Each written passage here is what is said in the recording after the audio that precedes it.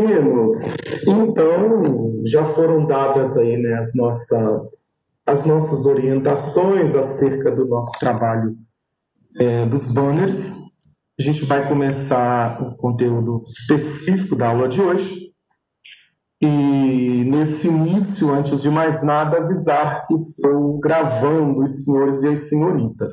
Exatamente. Né? Que todos saibam, que fique registrado para as gerações posteriores, que nós estamos sendo gravados, filmados, fotografados, já que nós vamos falar daqui a pouquinho, né? Creio que a gente vai conseguir chegar lá no panoptismo, no comportamento panóptico, né, que pressupõe vigilância e controle, nada mais próprio do que câmeras, gravações, fotos, áudios, para dizer que está tudo sob controle.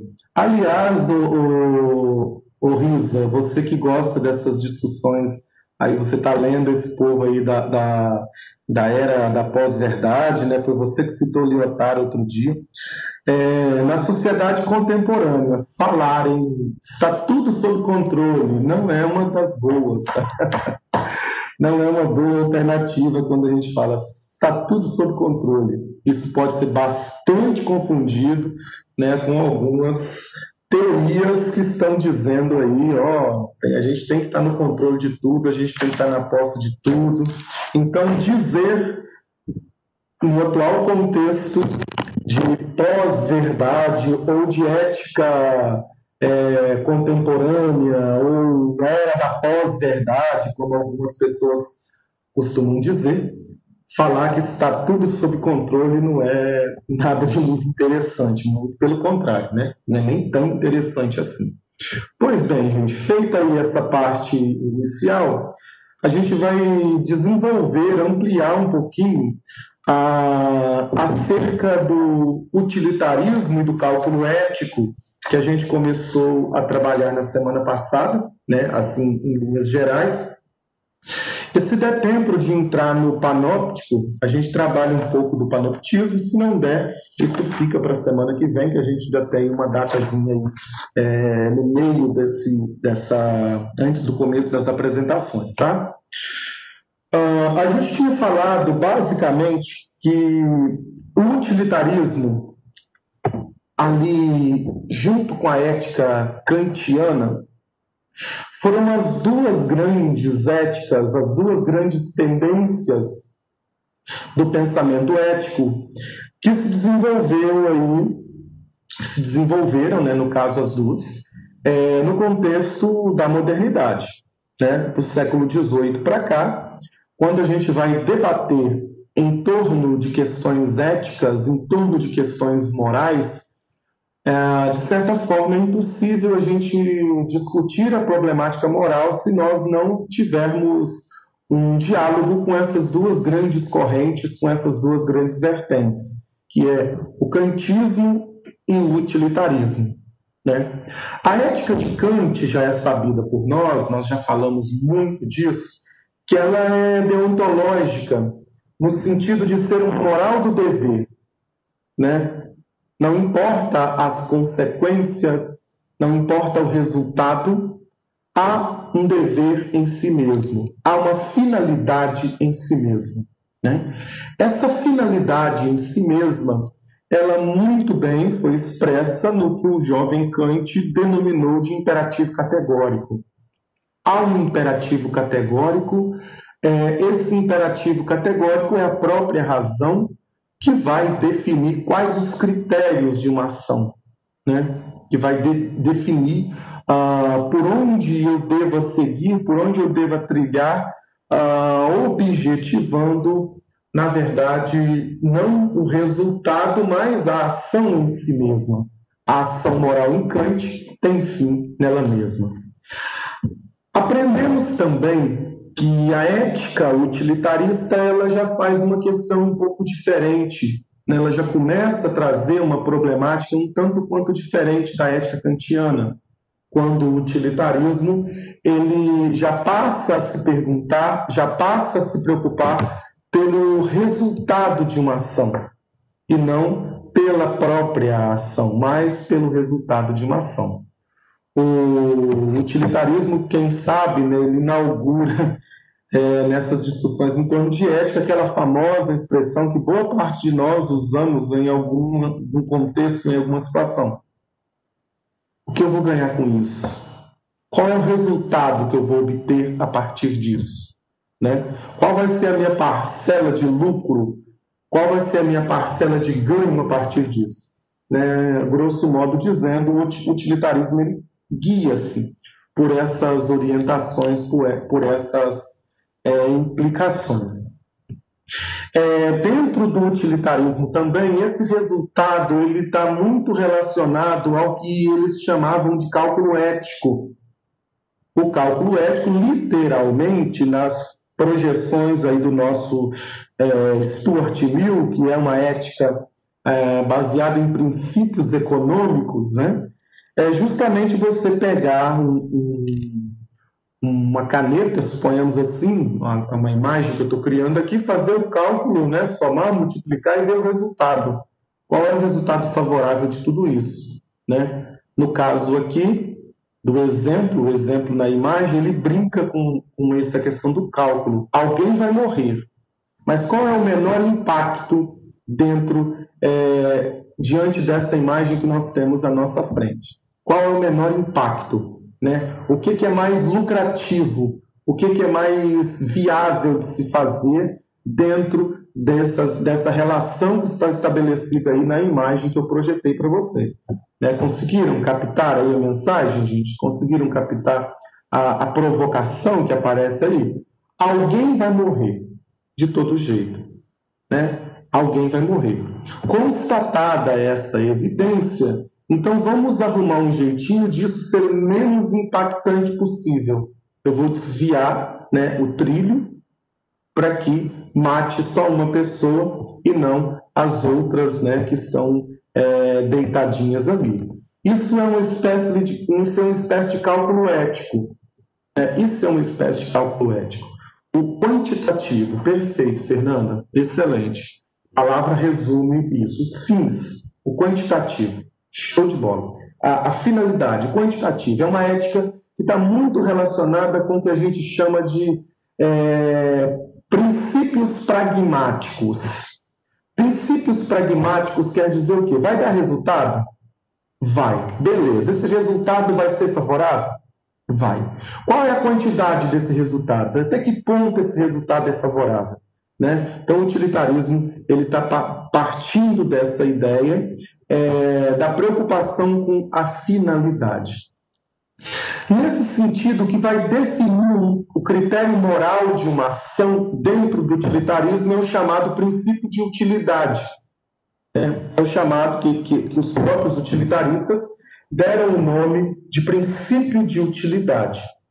Esse princípio de utilidade, todavia, ele está muito relacionado a um outro conceito interessante no utilitarismo, que é o conceito de maior felicidade. A máxima felicidade possível.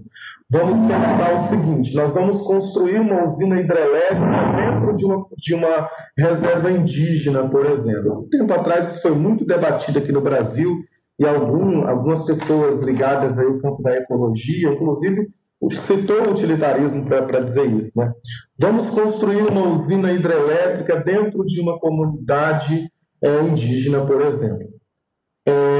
A usina ela vai trazer um grande benefício econômico para o país, mas eu vou precisar deslocar a comunidade indígena do seu lugar de origem. Né? O que é mais prático fazer do ponto de vista do resultado? O que é mais viável do ponto de vista do resultado? Tira a comunidade indígena de lá, soca ela em qualquer outro lugar e constrói a usina, porque o ganho objetivo com a construção da usina vai ser muito maior, né? Vai ser muito maior, justamente porque nós teremos benefícios econômicos maiores para o país do que propriamente uma comunidade indígena no meio da floresta. Que benefício econômico isso traz, né? Benefício econômico isso traz. Então, o utilitarismo está muito relacionado a essa questão do que é prioridade. A pergunta é, o que é prioridade? No exemplo que eu citei, a prioridade é a hidrelétrica, porque ela vai resolver uma questão de energia, vai trazer ganhos econômicos para o país.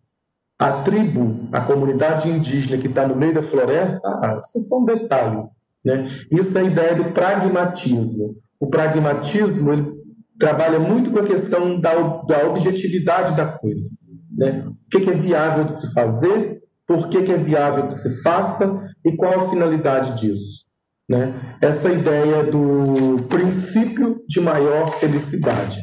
Pessoas, quando a gente fala dentro do utilitarismo, do princípio de maior felicidade, obviamente a gente não está trazendo a felicidade aqui naquela discussão com Aristóteles, que nós fizemos lá no início do ano, lembram dela? A felicidade como autorrealização do ser, a felicidade como conduta, a felicidade como virtude. Aqui, felicidade não é isso. Aqui, felicidade está muito relacionada ao resultado, tá? Ser feliz, nessa perspectiva do utilitarismo, é ter um resultado satisfatório. A empresa é feliz quando as vendas no final do mês ultrapassaram muito aquilo que tem que se pagar. Então, a gente costuma dizer, a empresa está indo muito bem, né? Você é feliz quando tudo está dando certo na sua vida, quando você está tendo resultados bem promissores e positivos no estudo, nos relacionamentos afetivos, na família, etc, etc. Aí você está sendo feliz, né? Então a felicidade dentro do utilitarismo está sempre medida pelo resultado. Por isso o cálculo ético é o resultado que vai definir o que evidentemente é viável, é possível de se realizar, correto? E quando a gente fala assim, olha, o objetivo é atingir a maior felicidade, às vezes nós temos aquele conceito meio ilusório de felicidade, vamos dizer, professor, então é uma ética boa, mais ou menos. Cuidado com essa generalização, porque aqui felicidade não é autorrealização, não é realização individual. Felicidade aqui não é estado de ser. Felicidade aqui é número favorável, tá? Nós temos um número favorável dentro de determinada situação, dentro de determinadas circunstâncias. Isso está fazendo um bem para o maior número de pessoas, o problema do resto. Volta na imagem anterior. O que é felicidade aqui? O que é felicidade aqui? É preservar os 5 jovenzinhos que estão do lado de cá amarrados. Mas e o do lado de cá? Tem que se ferrar? Perdoe o palavrão. Sapuliu. Mas é literalmente isso que a nossa sociedade fala, é literalmente isso que a nossa sociedade pensa. Boa parte de vocês já devem ter ouvido a expressão bode expiatório. Já ouviram essa expressão? Uns têm que fazer o quê, né? Fazer o quê? Não dá para salvar todo mundo. Correto? Não dá para salvar todo mundo. Para que haja o extremamente rico, é preciso que haja o extremamente miserável. É uma ética utilitarista, tá? É um cálculo utilitarista. Fechou? A charge brinca com essa questão da felicidade. Eu adoro essa charge, meninos. Adoro, porque ela brinca muito com a questão da felicidade.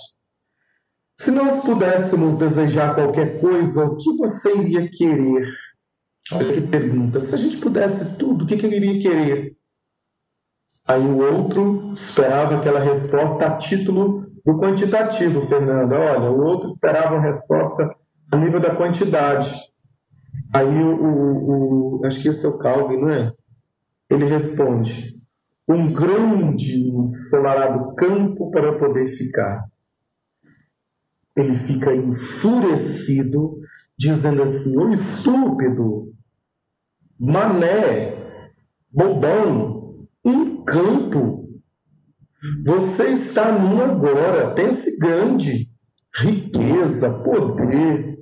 Finja que você pode ter qualquer coisa. A conclusão, argumentar com alguém que parece tão feliz é difícil, né?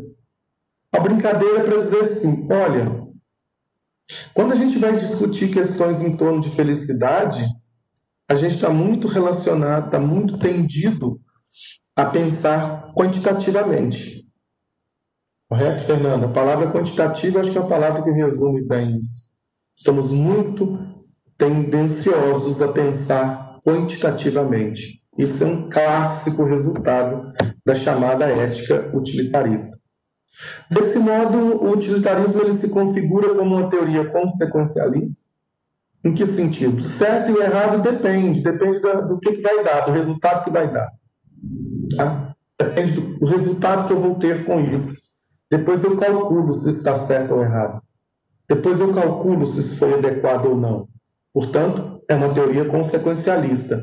Olha a diferença com a ética kantiana. Lá era uma teoria muito preocupada com a finalidade. Aqui a finalidade é só um detalhe. Deu certo, a gente continua. Não deu, enfim. Aqui preço está dando certo também. Vamos calcular? Compensa? É viável? Vale a pena? Tá? O critério relevante é a felicidade ou infelicidade, prazer, dor, né? O par aí dialético prazer-dor, causado pela ação. Portanto, é uma teoria que se constitui também dentro de uma espécie de hedonismo. Lembra que nós, quando trabalhamos com o epicurismo, lembram lá? A gente falou um pouquinho do hedonismo. Né? O hedonismo é uma teoria dentro da ética que fala muito da questão do prazer. Busca-se o prazer acima de qualquer coisa, acima de qualquer escrúpulo, vamos dizer assim. Então, o utilitarismo constitui uma espécie de hedonista também, quando coloca essa questão da objetividade de uma ação, do resultado de uma ação acima de qualquer coisa. Por fim, o critério da imparcialidade. Isso aqui, pessoas, é extremamente complicado. Quando eu coloco assim a questão da imparcialidade, é como se felicidade fosse um conceito tão unívoco. Quando eu falo de felicidade, todo mundo compreendesse as mesmas coisas e todo mundo dependesse exatamente das mesmas coisas para ser feliz. Tá? Como se todo mundo dependesse exatamente das mesmas coisas. Né? Então, uma pessoa que está lá numa comunidade do interior, plantando, colhendo, não está feliz. Porque o nosso critério de felicidade, o nosso modelo de felicidade seria a badalação, né, a vida luxuosa, aquilo que se vende para a gente como felicidade. Então, essa pessoa lá não estaria feliz? É uma das possibilidades de pensar aqui esse viés utilitarista que a gente tem, analisar o outro a partir do nosso ponto de vista, a partir do nosso olhar. Então, o utilitarismo é uma ética consequencialista. Ou seja, qual o resultado disso? Qual é o resultado? Ganhei o que com isso? É uma ética hedonista? Trouxe algum benefício? Foi prazeroso? O que teve mais aqui? Foi prazer ou foi desgosto? Vamos medir o negócio? Prazer ou desgosto? Tá? Prazer ou desgosto? E, por fim, a questão da imparcialidade, que é como se jogasse todo mundo, tudo dentro do mesmo saco, usasse como critério apenas um norte, apenas um referencial e o resto se exploda. Né? Ela não particulariza, ela não pensa as particularidades, enfim, correto? Até aqui alguma dúvida, meninos? A gente tem 7 minutinhos ainda. Alguma dúvida até aqui? A Landa posicionou não, Guilherme também não. Se tiver dúvida, gente, formula a questão, porque é muito importante vocês formularem as questões que, porventura, pode ser esclarecedora de algum ponto de vista ou de alguma dúvida.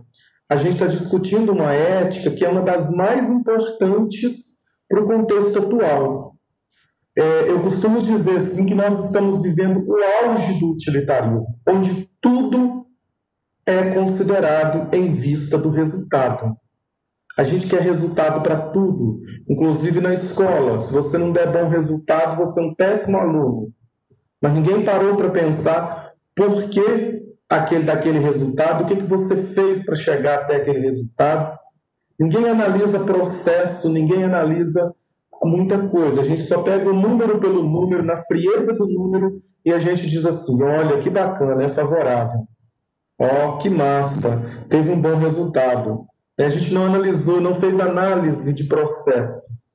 A gente não fez análise do caminho para se chegar até aquele resultado. Se foi favorável ou não, se foi benéfico ou não. A que custo, né, produziu-se aquele número? Ninguém pensa por isso, né? Ninguém pensa por aí. E aí, quando a gente discute essas questões, a gente está dentro disso que nós estamos chamando de utilitarismo, tá? Então é importante vocês trazerem as ideias. Críticas. Foi uma ética muito criticada.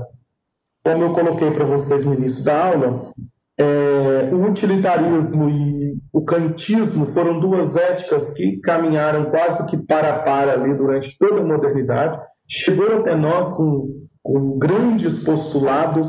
Quando a gente faz discursos em torno de direitos humanos, a gente está usando o imperativo categórico do Kant para dizer o seguinte: independente de quem seja ou onde está ou da forma com que se apresenta, por ser humano já tem que ser respeitado, né? É um imperativo categórico aí.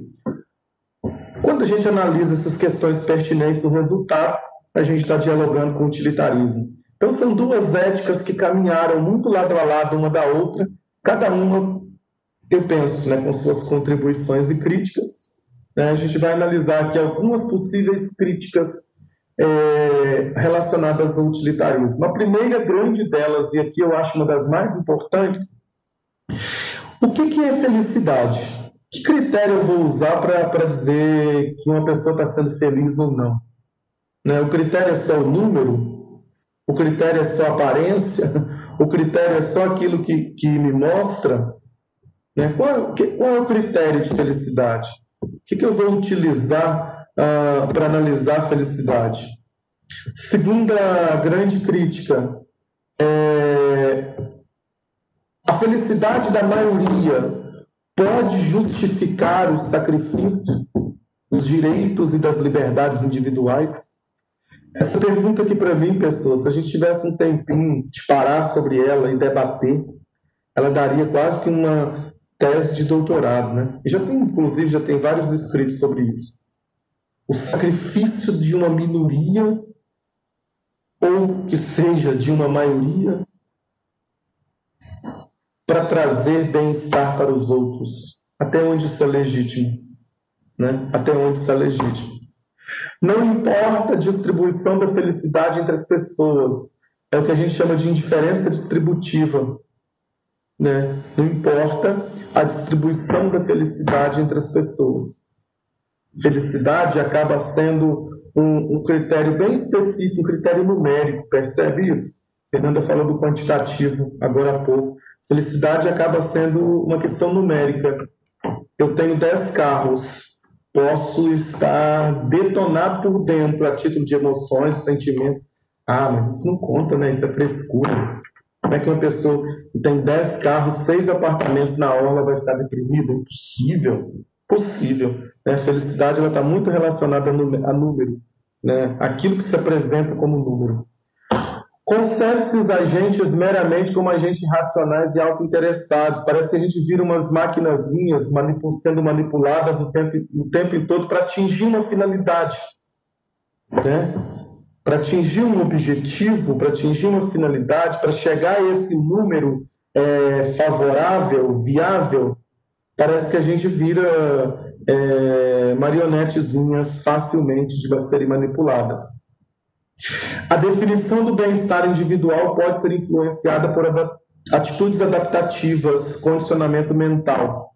Né? Então, ou seja, um exemplo disso aqui é treinamento. Quando você vai entrar numa empresa, você passa por aquele processo de treinamento ali no interior daquela empresa, mas não com o objetivo de você adaptar-se bem àquele ambiente para dar o seu máximo, vamos dizer assim, para ter uma excelente carreira profissional, mas tudo aquilo com o objetivo de melhor atender à proposta quantitativa que aquela empresa se propõe. Né? Você tem que vender, se for o caso de vendas, que a gente problematiza muito isso, você tem que vender trocentas bolsas num dia. Problema seu, se você não está bem, se vira, bota o sorriso na cara, né? E se vira, vai para frente e trabalha.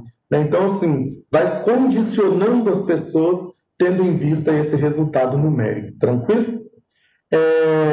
A semana que vem eu começo o Panóptico. O Panóptico eu queria fazer uma aula só com isso, que dá para a gente discutir bastante questões. E aí, se vocês tiverem alguma dúvida ainda sobre o utilitarismo, a gente conversa. Mas só pensar muito nessa questão, o cálculo e o resultado. O cálculo está em vistas do resultado. Resultado e cálculo dentro da ética utilitarista são talvez os dois mais importantes pressupostos e princípios. Tá bom?